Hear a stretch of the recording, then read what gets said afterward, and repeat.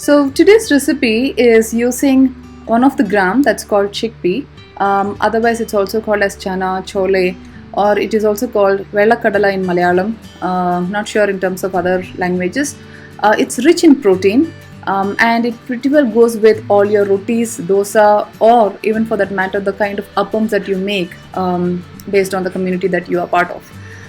So let's get into the cooking. What I've done here is I've taken say 2 cups of this gram and soaked it for 2 hours and have cooked this in a pressure cooker to about 4 whistles. To make the curry a bit more thick, I'm also adding few potatoes here. I've taken about 3 potatoes and cubed them.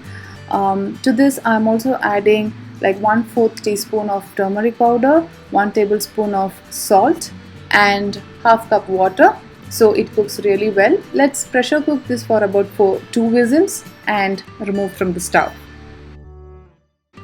Interestingly, this curry has a two-way serving option. One is that you can add coconut milk at the end of the preparation. The other is you can serve as is.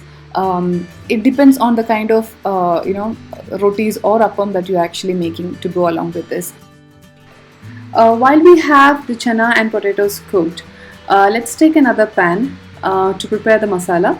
To this hot pan, I'm adding 2 tablespoons of oil. I have used the cooking oil here, and a half teaspoon of mustard seeds.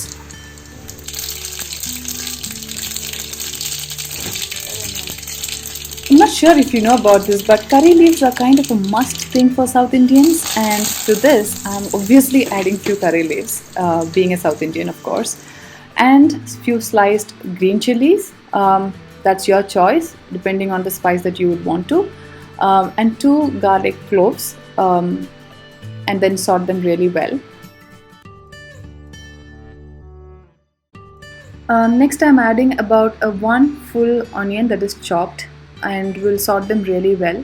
The onions has to turn slightly brown in color, and to that then we will start adding the masalas.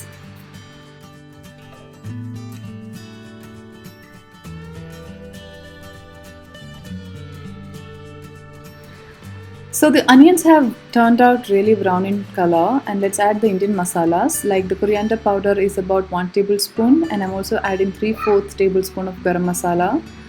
Let's mix this and add 1 small tomato, sliced tomatoes to this.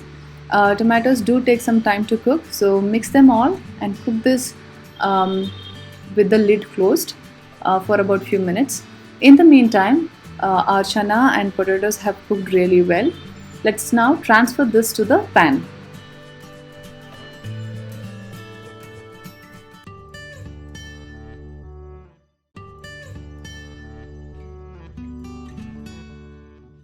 So while you add the chanas, also add the water that is remaining, the cooked water.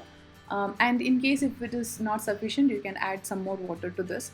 What you see here is this version is really good for rotis, so you can remove a part of this, half of this, and keep aside. To the rest half, what I'm doing is I'm adding 1 cup of coconut milk, so it goes really well with appam and it tastes tremendously amazing. So try this method. In that way you're making 2 different versions of the same curry. Hope you all liked it, and I'm sure you will enjoy the curry as well.